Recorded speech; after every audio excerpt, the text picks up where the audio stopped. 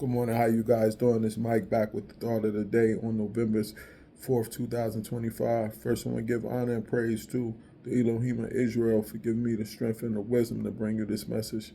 Then I like to open with the serenity prayer. God, grant me the serenity to accept the things I cannot change, the courage to change the things I can, and the wisdom to know the difference. May your will, not mine, be done. Today, I want to talk about L.A.'s Parker article saying that the Trenton community is too jaded to mourn the loss of the young fellow who was stabbed to death on Halloween night.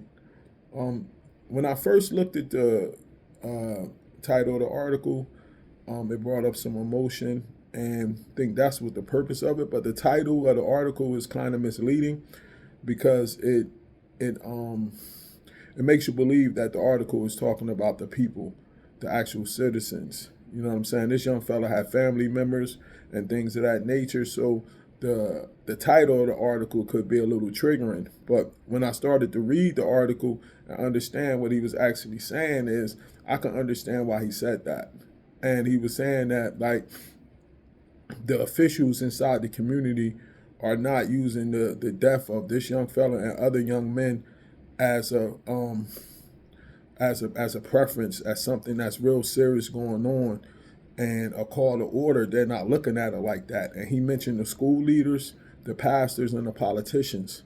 So in that sense, I could see what the brother's talking about, man, in terms of that. Like, when you look at different areas, suburban areas and things of that nature, and these kind of things happens, it's like everything shuts down. This is a priority, and we need to do something to stop this. The grieving counselors are put in place.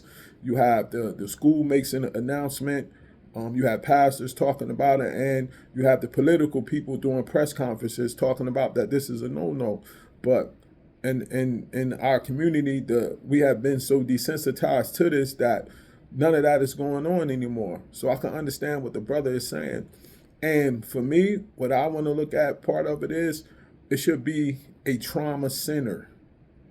A center strictly dedicated to trauma. Nothing else, just trauma of what people been through. Because that's what is needed, not only in Trenton, but other urban areas around America. A straight trauma place. Because these people go through so much, and me as being some of the people that went through it, man. You know what I'm saying? Like, I've been through that. I remember coming from the scene of coming from what I saw down in Neptune and going directly to the doctors. And my mom said, you got to go to the doctors. And I went to the doctors, and the receptionist is trying to talk to me, but I'm somewhere else. I'm checked out because of the trauma. Do you know so many kids that I see and talk to tell me how many deaths they witnessed? Our young men are witnessing more deaths than people that have been in wars. Can you really think about that? I have kids that I talk to that have witnessed 6 or 7 of their friends getting murdered. Do you know the trauma that instills in their mind? Me finding my wife murdered, that I understand how traumatic that could be. So there should be trauma centers just for that, just for the people throughout the years that have, and counselors set up, just staff it with counselors, and people could come there and get the help that they need. I know it got to be funding just for that. But so when I read the article, it triggered that kind of stuff, and I understand what he's saying. Where is the sense of urgency for this kind of situation? Where are the press conferences demanding the arrest? Where are the things that's put in place to try to help these kids get through that? Can you imagine those kids that was there? They said it was a group of people around while this young fella was dying. Could you imagine the trauma that those kids are going to have to deal with, that actually witnessed the situation? His friends that was there, the other people that was at the party. This is a traumatic event for everybody that was involved. So now you have to, like, have something set up for them. And that's not a priority. I know when I went through my situation, they shut the school down for the funeral. Um, immediately after the situation happened, grieving counselors were sent to the schools.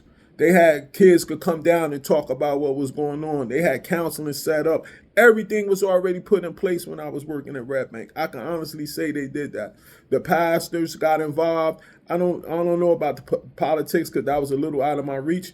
But pastors got involved. The schools got involved. The board, everybody came involved to try to protect those kids of their trauma that they was going when my wife got killed. And now I look at this kind of situation, what is put in place for these kids that witnessed that? What is put in place for his family that went through that?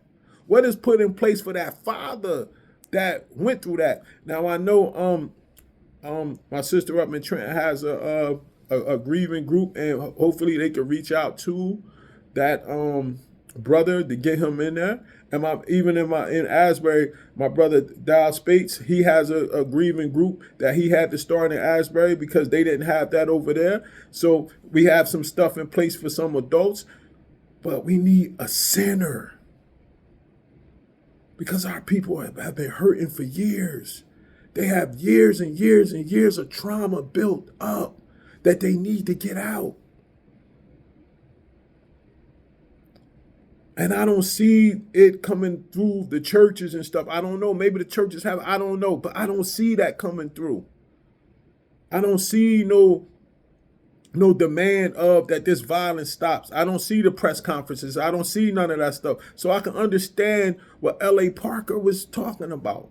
Now, like I said, the title is misleading because it makes it seem like the people in Trenton have turned a dead eye to the violence and people getting killed. And that's totally not the case. You know what I'm saying? But I think the title was put there to get people to want to read the article. And once I read the article, I understood the angle from where he was coming from. And it's sad, man. And I pray that they build a center strictly for mental health trauma that can help our people that been through so much, man. I know I needed it. I went directly into therapy, and it took me a while to be able to process what happened with me, man. So I can imagine what those kids go through. Their brains are not even to the point to be fully developed to be able to process what they're seeing, and they're seeing murders right in front of their eyes. I think we downplay how serious that is. So I definitely understand what the guy was saying in the article, and I wish it was a way that he did the title a little different because it can be misleading and triggering. This is Mike. Enjoy the rest of your day. Shalom.